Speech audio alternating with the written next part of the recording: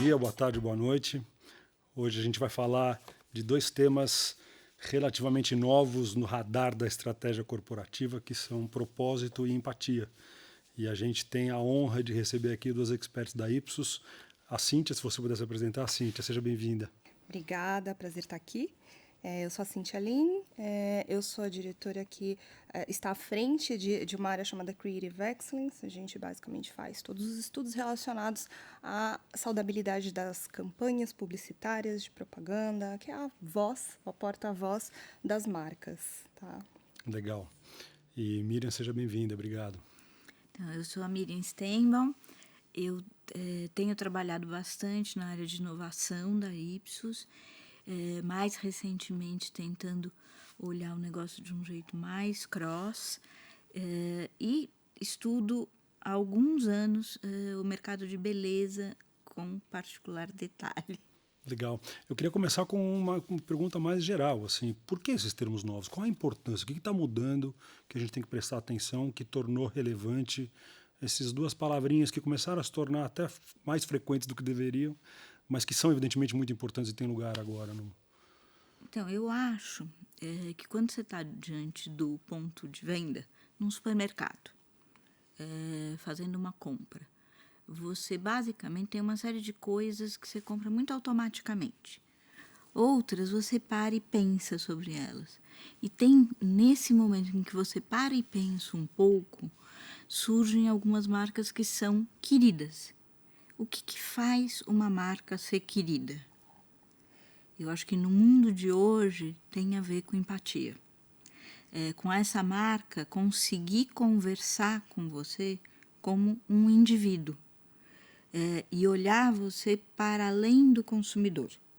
Olhar você como cidadão, como indivíduo, quais são suas dores, onde é que é mais do que falar só de atender as necessidades, é falar de entender as necessidades. E é por isso que se tornou tão relevante, porque o contexto competitivo é cada vez mais duro.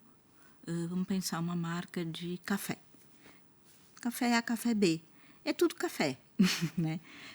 Tem a ver com memórias afetivas, tem a ver com a marca que minha mãe me indicava, ou tem a ver com eu sair da minha casa e fazer o meu próprio café. Aí eu começo a entrar em necessidades subjetivas, para além do só o produto, o café, o aroma do café, e isso é sobre empatia. Eu acho que tem uma coisa de...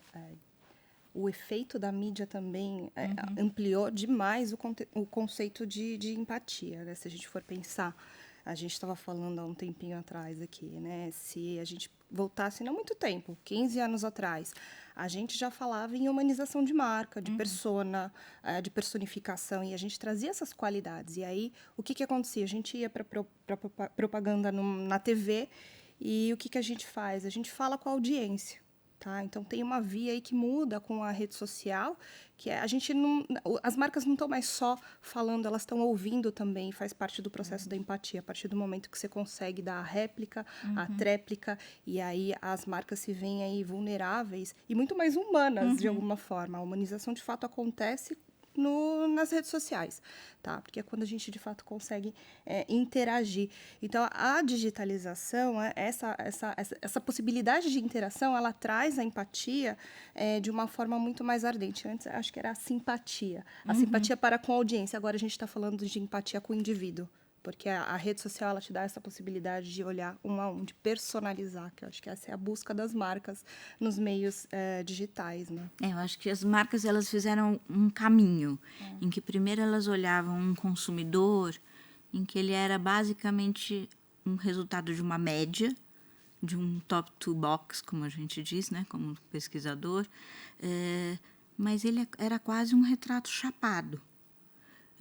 Ele começa a ficar mais multidimensional, como nós somos humanos, né? Quando você começa a falar de necessidades do consumidor. E eu acho que o conceito de empatia vem quando você começa a falar que não é mais só o consumidor, é o indivíduo, o cidadão, né? Nós mesmos da Ipsos temos essa coisa que nós não somos só experts em consumidor, nós somos experts em cidadãos. Isso, inclusive, apareceu em outros episódios desse podcast que a gente teve, apareceu em diversas vezes o quanto isso, olhar as pessoas como indivíduos completos que vão muito além de olhá-las como consumidores, né, no momento de consumo ou no momento de compra, ele tem uma origem que é uma origem quase interesseira, que é a falta de competitividade. Se o meu produto é o mesmo, e você fez referência a isso, como eu posso me diferenciar tem que transcender o produto em si. E para isso, eu preciso entendê-lo, eu preciso suprir necessidades dele, ainda assim, você tem um certo grau de padronização possível. Ela só fica impossível quando você se diferencia. Quer dizer, eu entendo tão bem o meu, não é nem mais só o consumidor, mas o meu parceiro, seja lá com quem eu tenho relacionamento, e vai além de consumidor, né? Vai de fornecedor, vai de colaborador. Quer dizer, o colaborador passa a ser visto como alguém. E essa necessidade exige, e vocês colocaram muito bem, que o termo empatia é um termo de humano para humano, né? As marcas, as empresas saem do pedestal da reverência que elas sempre tiveram, daquela oratória monodirecional, e passam a ser alguém que erra, que pede desculpa, que apanha na rede social, qualquer uma delas, né? Eu acho que tem a realidade da comunicação na rede social e do acesso à informação tão mais filigranado faz com que você comece a olhar esse indivíduo como uma pessoa que está sendo perpassada por um conjunto de informações e que ela não consegue evitar que isso, de alguma maneira, esteja presente no universo dela. Então, mesmo que você seja uma pessoa que não goste de política, você diga assim, eu não quero nem pensar nesse negócio, não gosto de política.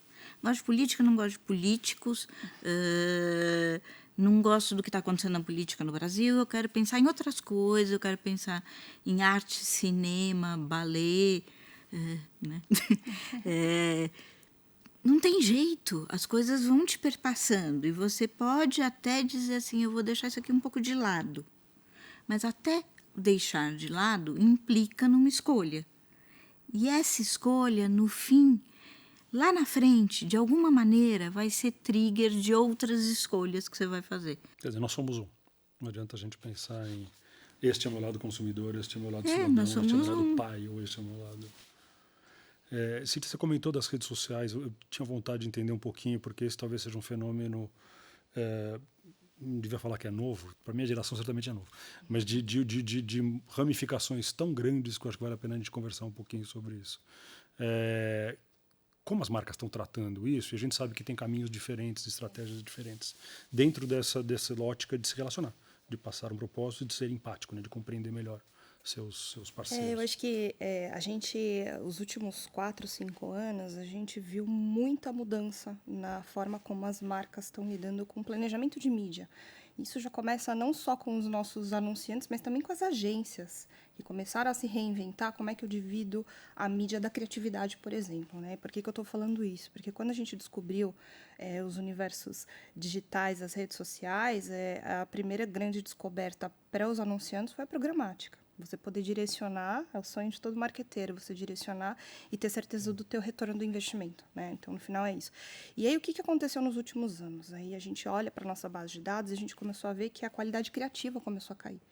E por que isso aconteceu? Porque se eu tenho ali uma facilidade de alcance com a minha audiência, no final, a forma como eu vou contar a história, ou seja, a criatividade, a história, o storytelling, ele fica em segundo plano. Porque eu tenho ali um objetivo central, que é chegar no meu consumidor, passar a mensagem com a minha assinatura, garantir que eu tenho ali a minha marca bem colocada, e acabou. Então, a inteligência artificial, pode ser chamada também assim, ela acaba ganhando um tema de altíssima importância, criatividade, por algum momento, passa aí para um segundo plano. E aí, o que foi descoberto aos poucos? Os famosos ad blockings, né? Os bloqueadores de propaganda. Por quê? Porque o consumidor ele tem voz. E aí, nesse processo de aprender, nesse processo de empatia, de entender também como é que o consumidor está recebendo o meu suposto target, A gente também começou a descobrir que ele não quer simplesmente receber um anúncio e simplesmente estar ali sem nenhuma história, sem nada que de fato chame, brilhe os olhos dele, tenha relevância para o dia a dia dele. Acho que a gente vai entrar depois numa questão até de propósito, né? Por que aquilo ali é relevante para mim? Por que eu estou ouvindo aquele anúncio, aquela propaganda, seja um filme, um banner, um anúncio estático? E aí, com o crescimento dos blockings, a gente também começou a estudar o que está chamando efetivamente mais a atenção desse consumidor que está na rede social, o que ele está bloqueando e o que ele não está. Então, as descobertas que a gente viu ali é que tem muito a ver com entretenimento, com engajamento, com conteúdo abordado. E aí, voltou-se a falar de criatividade de novo. Ou seja, a criatividade, no final, sempre foi o cerne da propaganda e hoje ele volta a ter, de novo, esse núcleo aí cada vez mais fortalecido. As marcas voltam a pensar nisso, voltam a pensar no propósito e nesse ambiente que a Miriam colocou bem, né? Esse ambiente que não dá para você escapar. Você está ali, hoje, num universo onde se comenta muito sobre política, por exemplo, nas redes sociais, não tem como isso, por exemplo, não passar pelo universo da propaganda. Então, a gente vê alguns anunciantes se posicionando, outros não, outros ficam mais em cima do muro, e tudo isso vai influenciar na forma como o consumidor vai interagir com essas marcas, né? Então, acho que Você citou a importância do propósito como base dos conteúdos, né? Isso eu entendi bem. Quer dizer, se você tem um propósito claro, esse propósito é relevante para o seu target, a sua mensagem fica muito mais palatável, né? E aí, com, evidentemente, o uso correto da criatividade, ele passa a ser mais aceitável e menos bloqueável, vamos dizer assim, sem né? Do dúvida. ponto de vista Não de só, vontade. Né? e não só de bloquear. Hoje o consumidor, ele não é... A gente está falando consumidor, mas a gente devia falar indivíduo, na verdade, né?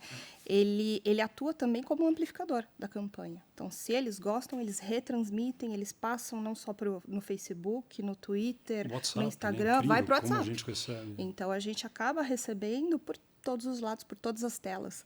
Que por o caminho, né? todas as vozes. O caminho da construção da criatividade também mudou, quer dizer, Mudou. você ainda está buscando, você volta a prestar atenção na criatividade, mas o que é criativo se constrói de outra maneira, né? Quando eu comecei a trabalhar em pesquisa e marketing, eu lembro que uma das primeiras reuniões que eu participei da minha vida tinha um grande criador de comunicação, um super desses, super estrelas. E eu estava apresentando lá, bem menina, quase morrendo ali apresentando, um resultado. E aí ele falou assim, isso que você está dizendo, que o consumidor falou,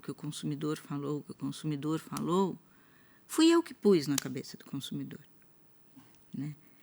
E era assim mesmo. No fundo, ele tinha uma certa razão.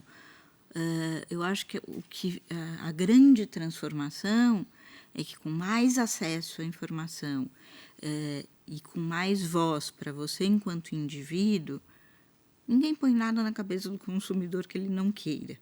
E ao contrário, ele começa a dizer, né, bottom up, o que ele quer que seja, que as marcas falem, né?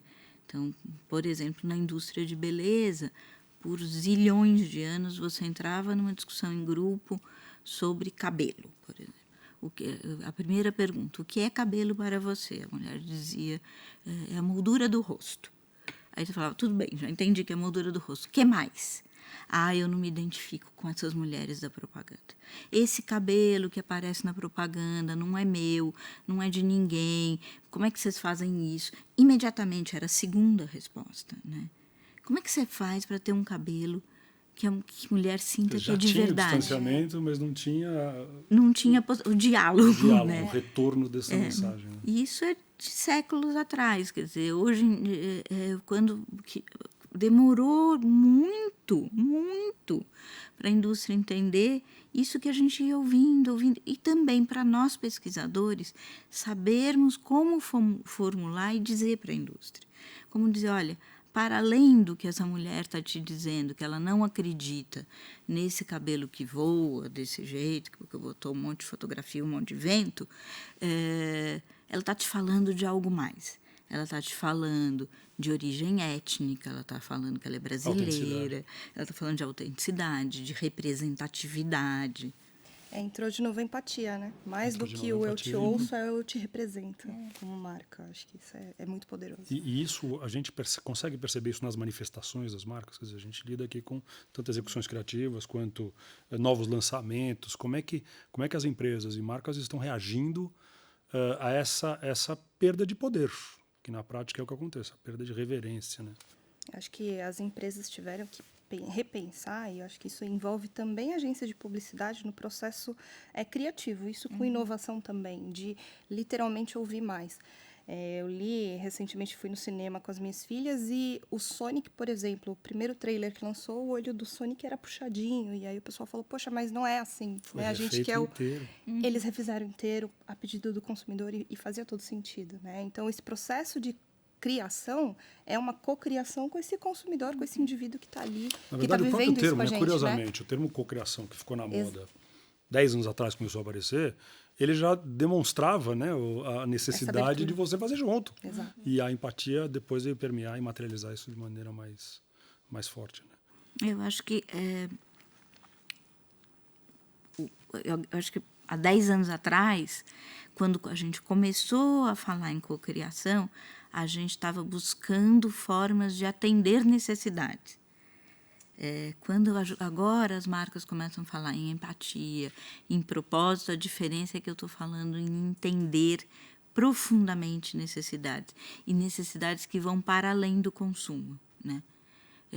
Ou da compra do café ou do shampoo, mas eu preciso ser vista, eu preciso ser aceita, eu quero que as pessoas gostem de mim, eu tenho saudade da minha mãe, portanto eu quero que aquele café me lembre minha mãe.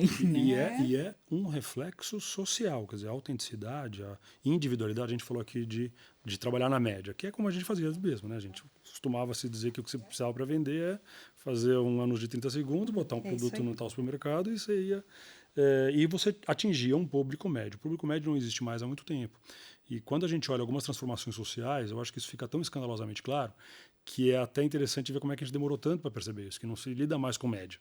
Né? Quando você fala, e a gente tem alguns dados que a gente trabalha muito lá na Ipsos, mas, por exemplo, que hoje no Brasil 15% dos lares são monomoradores, tem um habitante. Tem um habitante. 15%.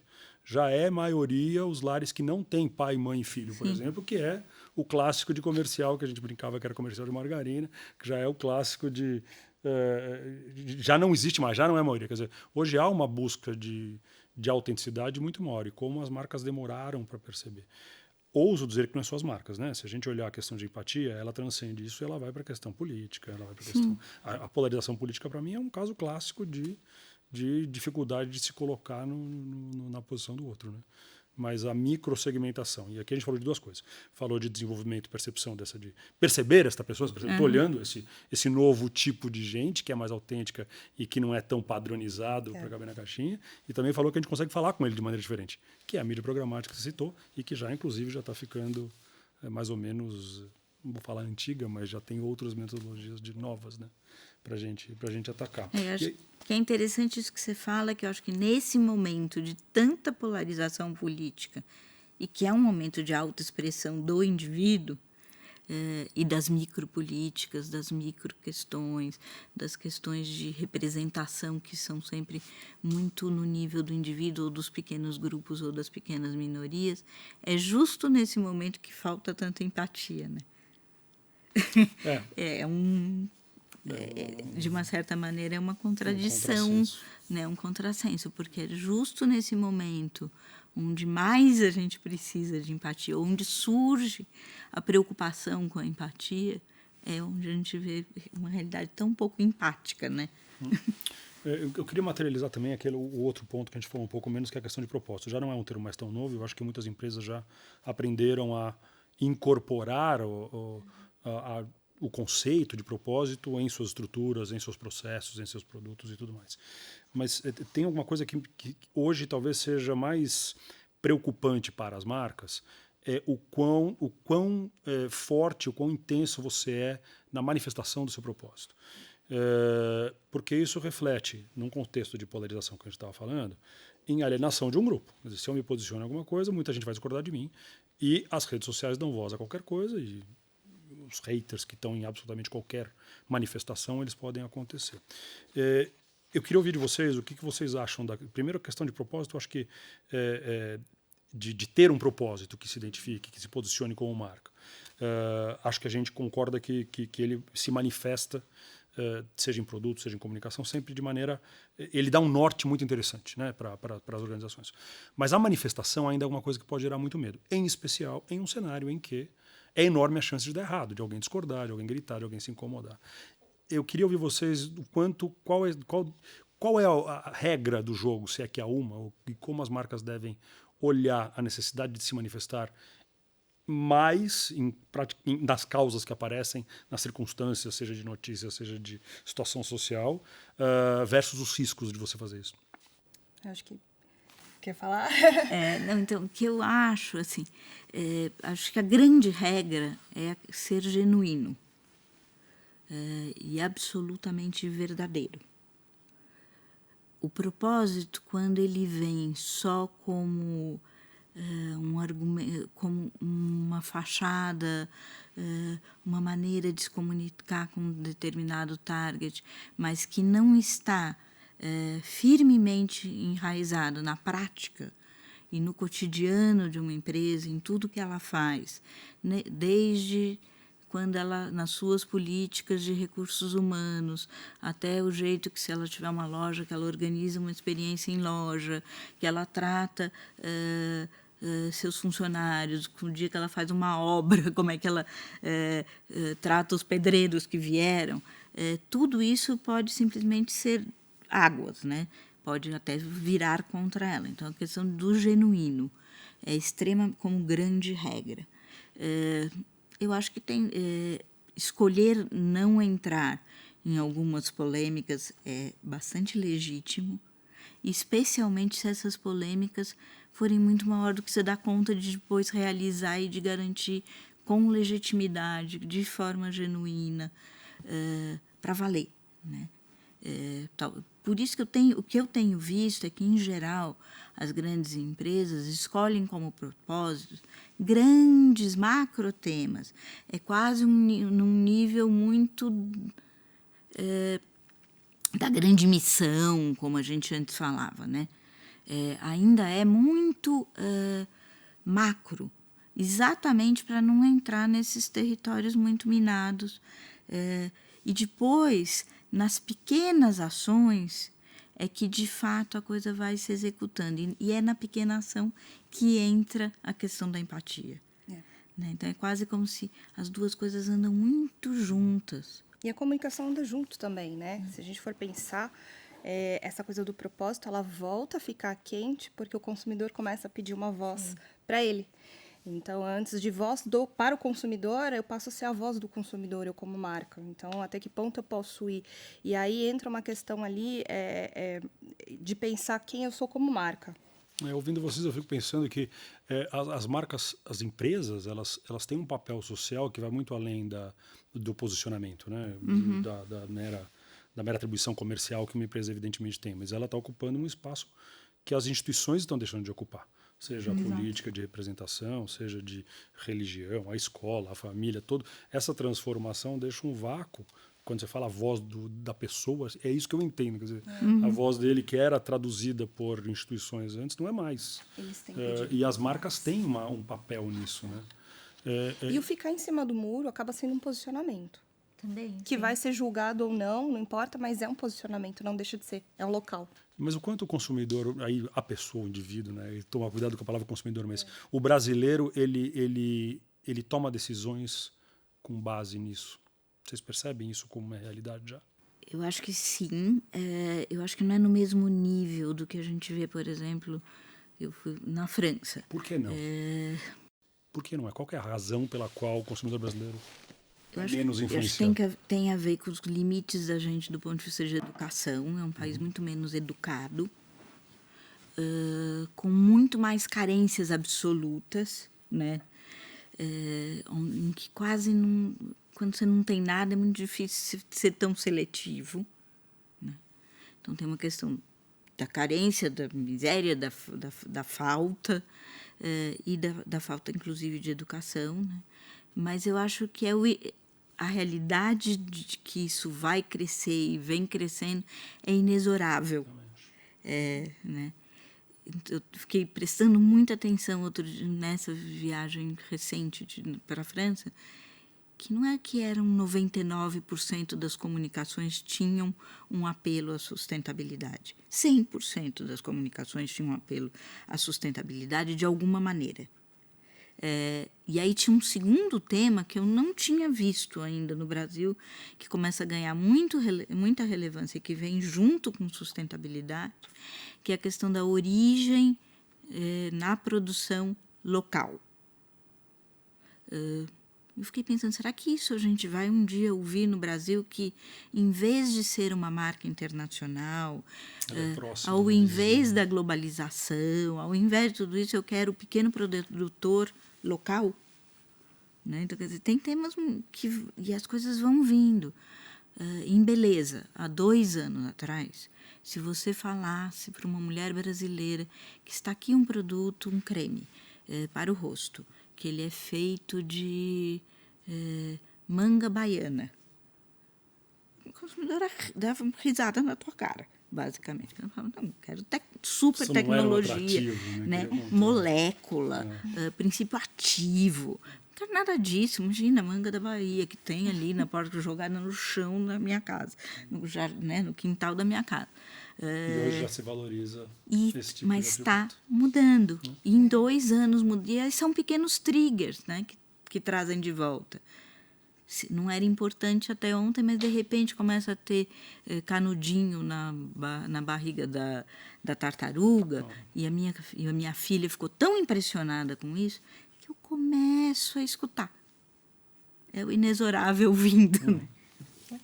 É isso, né? Acho que vai ser sempre uma questão cultural também, né? Somos um país mais passivo e a gente começa a ver essa mudança aí nas novas gerações. Se eu for pegar, sei lá, as minhas filhas de 6 e 8 anos, elas já são muito mais politizadas, informadas e muito mais sustentáveis do que eu. Então, por conta delas, eu tenho o lixo separado, a gente toma cuidado com a água. Então, é outro mindset também que começa a ser construído. A gente não tem isso. E talvez muito menos passivas do que o brasileiro médio, normal, que a gente acostumou, né, a ouvir. Ainda assim é uma pequena parcela. A gente não pode assumir que todos os brasileiros, mesmo da nova geração, porque a necessidade ainda é algo muito latente. E tem uma questão de custo, né? A gente tem inúmeros estudos que mostram que acho legal ser um carro elétrico, acho legal ser orgânico, mas se custa mais caro, não.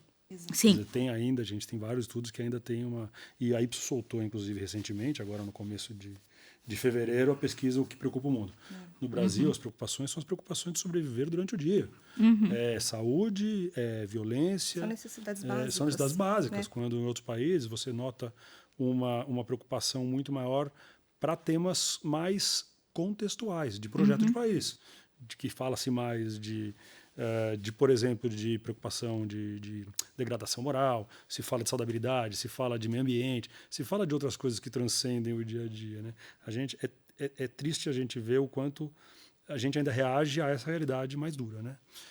Por outro lado, eu acho que ficou muito claro nesse papo que não tem como a gente pensar em marca, em comunicação, sem pensar na sociedade. E esse é um gancho que a gente tem muito claro, acho que na Ipsos permeia tudo que a gente faz. Que não tem como não pensar, não entender o que está acontecendo na vida das pessoas antes de querer vender alguma coisa para ele. Né? E, aliás, idealmente, você não vai querer vender alguma coisa. Ele vai querer comprar alguma coisa. Ele passa a ser uma coisa completamente diferente. E esse é um contexto que a gente tem muito carinho de olhar, né? de analisar. Como é que a gente está sempre entendendo mudanças demográficas, sociais, que são muitas vezes subestimadas no dia a dia, que a gente precisa bater o número do mês e tudo mais. Né? Eu acho que tem uma coisa que no começo você falou que quando se falava em propósito, quando a gente começou a ouvir as marcas falando e as empresas falando de propósito, ainda tinha um tom muito money-oriented. Né? Quer dizer, bastante utilitário. Eu vou falar disso, eu vou garantir isso, porque, na verdade, eu fico bem na fita.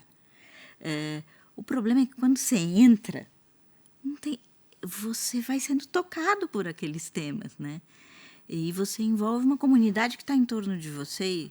Se você começou a falar de um problema Vamos supor que uma empresa resolve dar suporte para uma favela que está perto dela.